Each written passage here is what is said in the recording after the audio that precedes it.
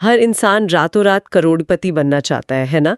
अगर हम आज की दुनिया को देखें तो मतलब हर कोई एक ऐसे सीक्रेट फॉर्मूले या किसी शॉर्टकट की तलाश में है जो बस एक ही झटके में पूरी जिंदगी बदल दे। बिल्कुल, हर तरफ यही होड़ मची है। हाँ, लेकिन क्या हो अगर संपत्ति बनाने का असली तरीका इतना साधारण और इतना उबाऊ हो कि ज्यादातर लोग उसे करने से ही इनकार कर दें? आज के इस डीप डाइव में हम एक ऐसी चर्चा में उतरने वाले हैं जिसे पहली बार अनुभव करना किसी की भी आर्थिक सोच को पूरी तरह से पलट सकता है। सही कहा। और आज हम जिन स्रोतों का विश्लेषण कर रहे हैं वो जस्ट लिसन ऑडियो बुक से आते हैं। बिल्कुल, और इसी के अंदर छिपा है द 1% रूल, यानी 1% का नियम। ये नियम अडिग संपत्ति या कहें कि अनशेकेबल वेल्थ बनाने की बात करता है। तो इसे समझने के लिए ना एक बहुत ही ऊंची दीवार की कल्पना करते हैं। बिल्कुल, इतनी ऊंची कि इसका सिरा शायद आसमान के बादलों में छिप गया हो। बहुत बढ़िया उदाहरण है। तो ज्यादातर लोग इस दीवार को पार करने के लिए क्या करते हैं? वे बहुत दूर से एक लंबी दौड़ लगाते हैं, अपनी पूरी ताकत झोंक देते हैं और एक ही बड़ी छलांग में इसे फांदने की कोशिश करते हैं। नतीजा, वे धड़ाम से नीचे गिरते हैं, चोट खाते हैं और मान लेते हैं कि भाई ये दीवार पार करना तो नामुमकिन है। हाँ, और यहाँ जो बात सबसे ज्यादा हैरान करने वाली है ना, वो ये है कि हमारा विकासवादी जीव विज्ञान, मतलब हमारी बायोलॉजी, असल में हमें इसी तरह की छलांगे लगाने के लिए उकसाती है। अच्छा, वो कैसे? देखिए, इंसानी दिमाग हमेशा तुरंत मिलने वाला इनाम, या जिसे हम इंस्टेंट ग्रेटिफिकेशन कहते हैं, उसकी तलाश में रहता है। हम लॉटरी जीतने वाले विचार को इसलिए पसंद करते हैं क्योंकि इसमें रातों रात सब कुछ बदलने का एक भ्रम होता है। हाँ, मतलब मेहनत कम और रिवॉर्ड ज्यादा। बिल्कुल, इसमें मेहनत कम होती है और दिमाग में डोपामाइन का स्तर एकदम से बढ़ जाता है। हमारे दिमाग को ये भ्रम बहुत मीठा लगता है कि बिना समय लगाए कोई बहुत बड़ा इनाम मिल सकता है। और यहीं पर वो दूसरा इंसान तस्वीर में आता है, जो कोई छलांग नहीं लगा रहा, वो बस शांति से उस दीवार के पास खड़ा है, बिना किसी जल्दबाजी के, और हर दिन केवल एक ईंट रखता है। सिर्फ एक ईंट? हाँ, बाहर से देखने पर वो इंसान बहुत धीमा, थकाऊ और काफी बोरिंग लग सकता है। लोग शायद उस पर हंसें भी कि अरे एक एक ईंट से इतनी बड़ी दीवार कैसे बनेगी। लेकिन वॉल स्ट्रीट की इस उथल पुथल भरी दुनिया में असली जीत उसी की होती है। एकदम सही बात है, क्योंकि वो एक ऐसा मजबूत ढांचा तैयार कर रहा है जिसे कोई तूफान नहीं गिरा सकता। अगर हम इसे थोड़ी बड़ी तस्वीर से जोड़कर देखें तो ये दीवार का उदाहरण पूरी तरह से स्पष्ट करता है कि हमारी लोकप्रिय संस्कृति ने हमें कितना गलत सिखाया है। मतलब टीवी शोज, इंटरनेट और विज्ञापनों ने हमारी उम्मीदों को पूरी तरह से तोड़ मरोड़ कर रख दिया है। हाँ बिल्कुल, मतलब फिल्मों में अमीर बनने का सफर कैसा होता है, वो एक मूवी मोन्टाज की तरह होता है। एक संघर्ष करता हुआ इंसान होता है, फिर बैकग्राउंड में एक मोटिवेशनल गाना बजता है और स्क्रीन पर 2 मिनट का फास्ट फॉरवर्ड मोन्टाज चलता है। और अचानक से वो महल में खड़ा होता है। हाँ, अचानक वो एक आलीशान महल में होता है, बाहर महंगी गाड़ियां खड़ी होती हैं। मतलब इन दृश्यों ने असल जिंदगी में लोगों के धैर्य को बिल्कुल खत्म कर दिया है। मैं तो यही मानती हूँ। सही कह रहे हैं। वो 2 मिनट का मोन्टाज असल जिंदगी के 20 सालों की खामोश मेहनत को पूरी तरह छिपा देता है। वास्तविकता में अगर हम देखें तो शॉर्ट टर्म में शेयर बाजार बिल्कुल रैंडम या अनिश्चित तरीके से व्यवहार करता है। मतलब वहां कोई गारंटी नहीं है। कोई गारंटी नहीं, वहां कोई सीक्रेट टेप या हिडन फॉर्मूला काम नहीं करता। इंसान का दिमाग गणितीय रूप से कंपाउंडिंग या चक्रवृद्धि को समझने के लिए बना ही नहीं है। ये कंपाउंडिंग वाली बात बहुत दिलचस्प है। हमारा दिमाग चीजों को एक सीधी रेखा में बढ़ते हुए देखता है, लेकिन वेल्थ हमेशा एक्सपोनेंशियल या घातीय रूप से बढ़ती है। तो इसे थोड़ा और बारीकी से समझते हैं। मतलब ये एक्सपोनेंशियल ग्रोथ असल में काम कैसे करती है? कोई आम इंसान इसे कैसे समझे? देखिए, इसे एक छोटे से बीज को जमीन में बोने की तरह दिखा जा सकता है। आपने बीज बो दिया और फिर हर दिन उसे थोड़ा थोड़ा पानी दिया जा रहा है। शुरू के कई महीनों या शायद सालों तक जमीन के ऊपर कुछ भी दिखाई न दे, कोई चमत्कार नहीं होता। जो इंसान रोज पानी दे रहा है उसे लग सकता है कि यार मैं तो अपना समय बर्बाद कर रहा हूँ। हाँ, क्योंकि रिजल्ट तो कुछ दिख ही नहीं रहा। बिल्कुल, लेकिन जमीन के नीचे जड़ें बहुत गहराई तक मजबूत हो रही होती है और फिर एक दिन वो बीज एक विशाल पेड़ बन जाता है और उसकी शाखाएं इतनी तेजी से फैलती हैं कि उन पर नियंत्रण करना भी मुश्किल हो जाता है। अरे वाह! इसी प्रक्रिया को वित्तीय दुनिया में कंपाउंडिंग का जादू कहा गया है, यह दुनिया का 8वां अजूबा है। लेकिन इसकी सबसे बड़ी शर्त बस यही है कि उस पौधे को रोज पानी देने का उबाऊ काम बिना रुके करना होता है। यानी बाहर से देखने पर जो चीज रातों रात की सफलता लगती है, वो असल में सालों की अदृश्य मेहनत का परिणाम होती है। तो ये तो स्पष्ट हो गया कि संपत्ति निर्माण एक बहुत धीमी प्रक्रिया है। एकदम। लेकिन अब एक बहुत बड़ा सवाल खड़ा होता है, अगर ये दीवार इतनी ही ऊंची है तो इसकी शुरुआत कैसे की जाए? मतलब वो पहली ईंट आखिर कैसे रखी जाए? स्रोत हमें 1% रूल के पहले कदम की ओर ले जाते हैं, जो है सबसे पहले खुद को भुगतान करें या पे योरसेल्फ फर्स्ट। और मजे की बात यह है कि यह सिद्धांत कोई नया इंटरनेट ट्रेंड नहीं है। यह बेबीलोन के सबसे अमीर आदमी अरकाद की प्राचीन शिक्षाओं से आता है। बेबीलोन। हाँ, बेबीलोन इतिहास के सबसे अमीर शहरों में से एक था। और हैरानी की बात यह है कि वहां कोई प्राकृतिक संसाधन नहीं थे। उनकी सारी संपत्ति सिर्फ उनके वित्तीय ज्ञान पर आधारित थी। क्या बात है। नियम बहुत ही सीधा है। इंसान जो कुछ भी कमाता है उसका एक छोटा सा हिस्सा, भले ही वो सिर्फ 1% हो या 10%, खर्च करने से पहले सिर्फ और सिर्फ खुद के लिए बचाना चाहिए। अच्छा, ठीक है। लेकिन मैं इस पर थोड़ी बहस करना चाहूंगी, क्योंकि ये सुनने में तो बहुत ही किताबी और आसान लगता है, लेकिन असल जिंदगी में ये बहुत मुश्किल है। वो कैसे? मतलब आम इंसान की मानसिकता क्या होती है? महीने की पहली तारीख को सैलरी आती है, सबसे पहले मकान मालिक को किराया दिया जाता है, फिर किराने वाले को पैसे दिए जाते हैं, फिर क्रेडिट कार्ड का बिल भरा जाता है। हाँ, और फिर बिजली का बिल, फोन का बिल। बिल्कुल। और फिर उम्मीद की जाती है कि महीने के अंत में जो कुछ थोड़े बहुत पैसे बच जाएंगे उन्हें भविष्य के लिए बचा लिया जाएगा। तो ऐसे में कोई खुद को पहले कैसे पे करे? और सच्चाई ये है कि महीने के अंत में कभी कुछ नहीं बचता।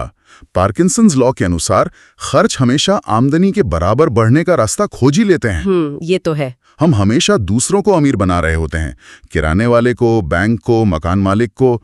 लेकिन जो इंसान उस पैसे को कमाने के लिए पूरे 30 दिन तक मेहनत कर रहा है, उसे अंत में कुछ नहीं मिलता। सही बात है। इसीलिए अमीर मानसिकता वाले लोग इस पूरी प्रक्रिया को ही उलट देते हैं। वे सैलरी आते ही सबसे पहले अपना 1% या 10% हिस्सा अलग निकाल लेते हैं और फिर बचे हुए 90% में अपना गुजारा करना सीखते हैं। लेकिन एक मिनट रुकिए, अगर मैं भारी कर्ज में डूबी हूँ, अगर मुझ पर हर महीने हजारों रुपयों की EMI का बोझ है, तो ऐसे में खुद को पहले पे करना क्या गणित के हिसाब से एक बेवकूफ़ी नहीं है? ये काफी अच्छा सवाल है। मतलब अगर मेरे क्रेडिट कार्ड पर 30% का ब्याज लग रहा है, तो सिर्फ 1% की बचत करके मैं क्या ही हासिल कर लूंगी? क्या ये असल में पैसों की बचत से ज्यादा सिर्फ एक साइकोलॉजिकल हैक है जो दिमाग को बेवकूफ़ बनाने के लिए बनाया गया है? ये बहुत ही शानदार और तीखा सवाल है। अगर हम सिर्फ गणितीय नजरिए से देखें तो कर्ज चुकाना हमेशा बेहतर लगता है। लेकिन देखिए, इंसान सिर्फ गणित पर नहीं चलते, वे भावनाओं और आदतों पर चलते हैं। भावनाएं। हाँ, जब कोई व्यक्ति भारी कर्ज में होता है तो वो मानसिक रूप से टूट चुका होता है।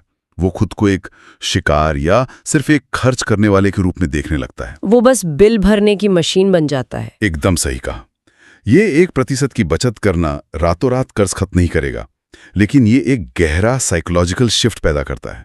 ये उस व्यक्ति की पहचान ही बदल देता है। अच्छा जी, जैसे ही वो अपनी कमाई का पहला हिस्सा खुद के लिए अलग रखता है, वो असल में खुद से ये कह रहा होता है कि मेरा भविष्य मेरे आज के कर्जे और मेरे आज के किसी भी खर्च से ज्यादा महत्वपूर्ण है। ये पहली ईंट रखने का आत्मविश्वास देता है। ये कोई दिमागी धोखा नहीं है, बल्कि इन्वेस्टर की नई पहचान गढ़ने की पहली सीढ़ी है। एक नई पहचान गढ़ना, मतलब ये सच में एक बहुत ही अलग नजरिया है। तो चलिए मान लेते हैं कि वो पहली ईंट रख दी गई है, 1% की बचत शुरू हो गई है। लेकिन यहाँ एक और समस्या आती है। वो क्या? अगर एक तरफ ईंटें रखी जा रही हैं और दूसरी तरफ इंसान दिखावे में, नई गाड़ियों में या महंगे फोन्स में अपना पैसा उड़ाता रहे, तो वो दीवार कभी खड़ी नहीं हो पाएगी। नींव में ही सुराख है। बिल्कुल। इसलिए ऑडियो बुक इस बात पर बहुत जोर देती है कि खर्चों को देखने का नजरिया पूरी तरह से बदलना होगा।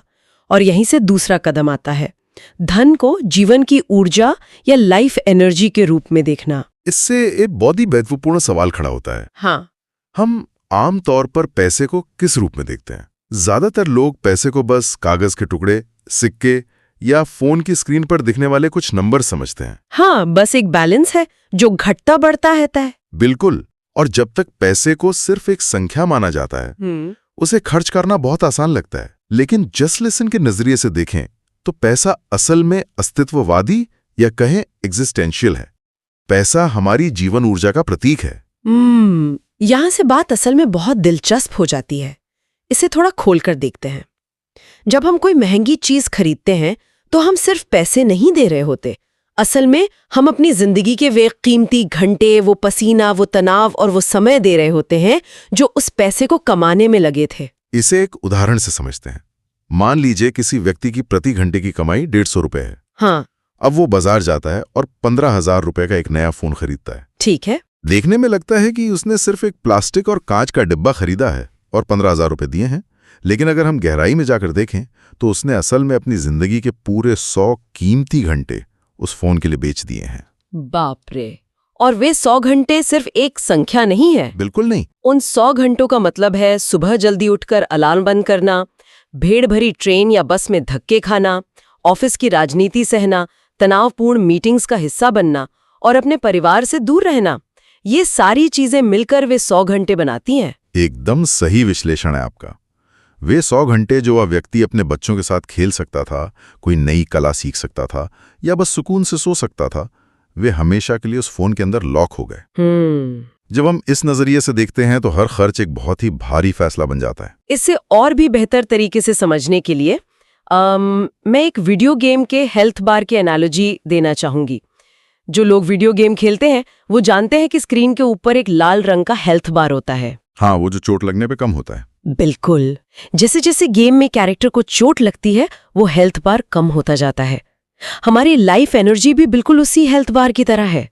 हर इंसान के पास इस दुनिया में समय सीमित है और हर अनावश्यक लग्जरी खरीद के साथ उस हेल्थ बार का एक हिस्सा काटा जा रहा है। हाँ, क्या कुछ पलों के दिखावे के लिए या सोशल मीडिया पर कुछ लाइक्स पाने के लिए, जो असल में सिर्फ दिमाग में एक डोपामाइन हिट है, अपनी जिंदगी के 100 या 500 घंटे कुर्बान करना सही है?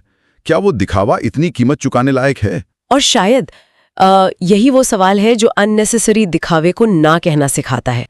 जब हर आर्थिक फैसले को इस जीवन ऊर्जा के तराजू पर तौला जाता है तो इंसान के अंदर एक अद्भुत स्पष्टता आ जाती है। बिल्कुल आ जाती है। ऑडियो बुक बहुत साफ शब्दों में समझाती है कि असली करोड़पति वो नहीं है जो लग्जरी कारों में घूमता है या महंगे ब्रांड्स पहनता है। असली करोड़पति वो है जो अपनी स्वतंत्रता को, अपने फ्रीडम को किसी भी भौतिक वस्तु से ज्यादा महत्व देता है। सही बात है। स्वतंत्रता का मतलब है ये चुनने की आजादी की सुबह उठकर क्या करना है, किसके साथ काम करना है और अपनी शर्तों पर जिंदगी कैसे जीनी है। और यही कारण है कि जिन लोगों ने ये अडिग संपत्ति बना ली है वे अक्सर बहुत साधारण जिंदगी जीते हैं। वो दिखावा नहीं करते। बिल्कुल नहीं, क्योंकि उन्हें समझ आ गया है कि उनके समय की कीमत दुनिया की किसी भी लग्जरी कार से कहीं ज्यादा है। तो अब हमने बचत करना सीख लिया है, अपनी लाइफ एनर्जी को बचाना भी सीख लिया है, दीवार की नींव अब मजबूत हो चुकी है। अब तीसरे और शायद सबसे कठिन काम की बारी आती है, उस बचाए गए पैसे को, उस जमा की गई जीवन ऊर्जा को बिना डरे ग्रो होने देना। हाँ, उसे बढ़ने देना। और यहीं पर आता है तीसरा कदम, बाजार के शोर को नजरअंदाज करना। और मानकर चलिए कि ये निवेश की दुनिया का सबसे मुश्किल हिस्सा है, क्योंकि आज हम सूचनाओं के बवंडर में जी रहे हैं। बिल्कुल, हर जगह से ज्ञान मिल रहा है। हर तरफ कोई ना कोई टीवी एंकर, कोई यूट्यूबर या कोई दोस्त अगले मल्टीबैगर स्टॉक या रातों रात पैसा डबल करने वाली टिप चिल्ला रहा है। इंटरनेट पर हर सेकंड यही शोर मचता है कि कल बाजार क्या करेगा, कौन सी कंपनी डूबेगी और कौन सी आसमान छुएगी। तो एक आम इंसान जो अपनी जीवन ऊर्जा को इतनी मुश्किल से बचाकर लाया है, वो इस शोर से कैसे निपटे? क्योंकि हर कोई उसे यही बता रहा है कि अगर उसने तुरंत सही स्टॉक नहीं चुना तो वो हमेशा के लिए पीछे छूट जाएगा। देखिए, अगर हम इसे बड़ी तस्वीर से जोड़कर देखें तो ये समझना बहुत जरूरी है कि बाजार को लगातार और सटीक रूप से प्रिडिक्ट करना लगभग असंभव है। कोई नहीं कर सकता। दुनिया के सबसे बड़े अर्थशास्त्री और सबसे चतुर वॉल स्ट्रीट एनालिस्ट भी ऐसा लगातार नहीं कर सकते। इसलिए 1% रूल पर चलने वाले स्मार्ट इन्वेस्टर्स बाजार को हराने की कोशिश ही नहीं करते। तो वे क्या करते हैं? वे इस खेल को ही बदल देते हैं। वे इंडेक्स फंड जैसे साधारण और बोरिंग लगने वाले टूल्स का उपयोग करते हैं। तो इन सब का असल में मतलब क्या है? ये इंडेक्स फंड काम कैसे करता है और ये किसी इंसान को पैनिक से कैसे बचाता है? थोड़ा आसान भाषा में समझाएं। बिल्कुल। देखिए, इंडेक्स फंड को एक बहुत ही बड़ी टोकरी की तरह देखा जा सकता है। जब कोई अलग अलग कंपनियों के स्टॉक चुनता है तो वो एक एक ईंट को खुद परख रहा होता है, जो काफी रिस्की है। हाँ, अगर कोई कंपनी दिवालिया हो जाती है तो उसकी ईंट टूट जाती है और इंसान पैनिक कर जाता है। उसे लगता है कि उसकी जीवन ऊर्जा बर्बाद हो गई। लेकिन इंडेक्स फंड एक ऐसी टोकरी है जिसमें देश की टॉप 50 या 500 कंपनियों के शेयर एक साथ होते हैं। ये पूरे बाजार के प्रदर्शन को ट्रैक करता है। अच्छा, मतलब इसमें कोई रोमांच नहीं होता, कोई रातों रात पैसा दोगुना होने का वादा नहीं होता। कोई रोमांच नहीं होता, एकदम बोरिंग। लेकिन इसमें जबरदस्त स्थिरता होती है। इसका सबसे बड़ा फायदा इसकी सेल्फ क्लींजिंग या खुद को साफ करने की प्रक्रिया है।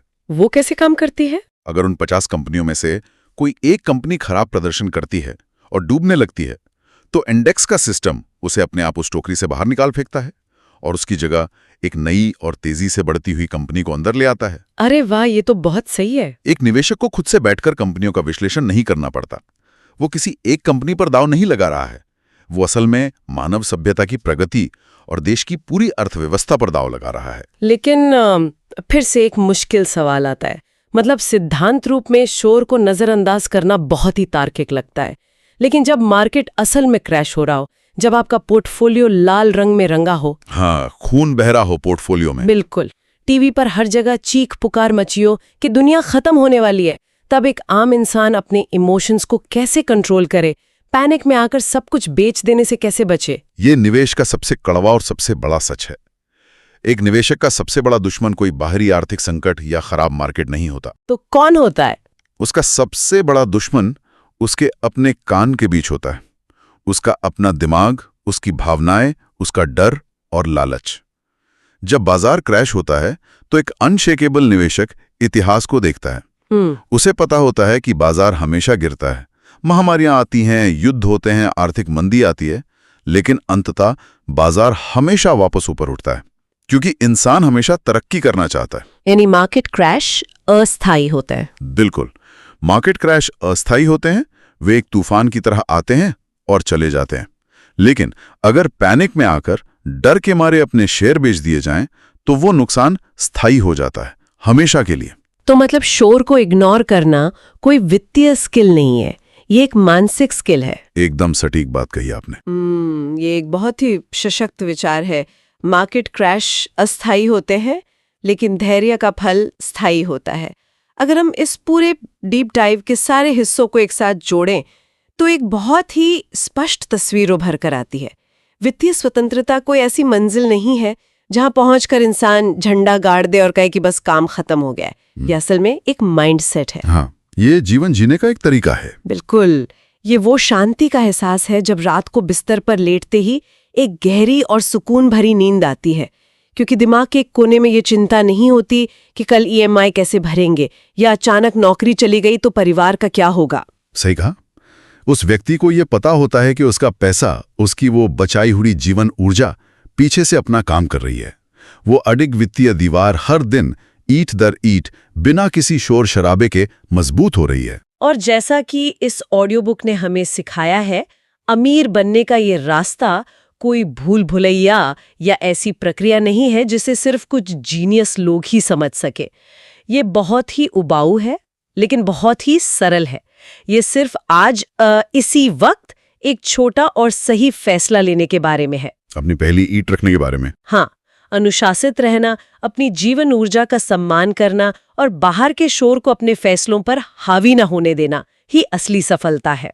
और सबसे अहम बात, उस 1% की शुरुआत करना, क्योंकि जब तक पहली ईंट नहीं रखी जाएगी, दीवार कभी बननी शुरू ही नहीं होगी। इस पूरी चर्चा ने द 1% रूल और संपत्ति निर्माण की एक बहुत ही व्यावहारिक तस्वीर पेश की है। लेकिन इस गहरी चर्चा को समाप्त करने से पहले स्रोत में दिए गए इन विचारों से प्रेरित एक बहुत ही गहरा सवाल मेरे मन में आ रहा है। एक ऐसा विचार जो शायद हमें थोड़ा और आगे सोचने पर मजबूर करे और जो पैसों से भी बड़ा है। अच्छा, वो क्या है? सोचिए, अगर धन का असली अर्थ हमारी जीवन की ऊर्जा और हमारा समय है, और मान लीजिए कि कोई इंसान 1% के नियम का सालों तक पालन करता है, वो सारी फिजूल खर्ची से बचता है, इंडेक्स फंड में निवेश करता है, बाजार के शोर को नजरअंदाज करता है। मान लिया। और एक दिन वो अडिग वित्तीय दीवार पूरी तरह से बनकर तैयार हो जाती है। अब वो इंसान पूरी तरह से स्वतंत्र है, उसे अब पैसों के लिए काम करने की कोई मजबूरी नहीं है। तो वो इंसान उस असीमित समय और उस बेतहाशा आजादी का आखिर करेगा क्या? अरे वाह, ये सच में एक बहुत ही एग्जिस्टेंशियल सवाल है। मतलब जब संघर्ष ही खत्म हो जाए तो जिंदगी का उद्देश्य क्या बचेगा? बिल्कुल, जब जिंदगी से पैसों का वो संघर्ष ही पूरी तरह खत्म हो जाएगा, जब सुबह उठकर काम पर जाना एक मजबूरी नहीं बल्कि महज एक विकल्प बन जाएगा, तो हमारी असली पहचान क्या होगी? सोचने वाली बात है। बिना अपने जॉब टाइटल के, बिना अपनी आर्थिक चिंताओं के, हम असल में कौन हैं? हम अपने बचे हुए उस हेल्थ बार या जीवन ऊर्जा को किन नई चीजों में लगाएंगे? यह एक ऐसी पहेली है जिसे वित्तीय स्वतंत्रता हासिल करने के बाद हर व्यक्ति को अपने लिए खुद सुलझाना होगा। आजादी अपने साथ एक बहुत बड़ी जिम्मेदारी भी लेकर आती है, खुद को पहचानने की जिम्मेदारी। एक बहुत ही गहरा विचार। और इसी विचार के साथ हम आज की इस गहन चर्चा को यहीं विराम देते हैं। ज्ञान के सफर में हमारे साथ गहराई तक जाने के लिए बहुत बहुत धन्यवाद। उम्मीद है आज की ये चर्चा आपको अपनी पहली ईंट रखने के लिए प्रेरित करेगी। मिलते हैं अगली बार किसी नए विषय और नई गहराइयों के साथ। तब तक के लिए दीवार बनाते रहिए और शोर से बचकर रहिए।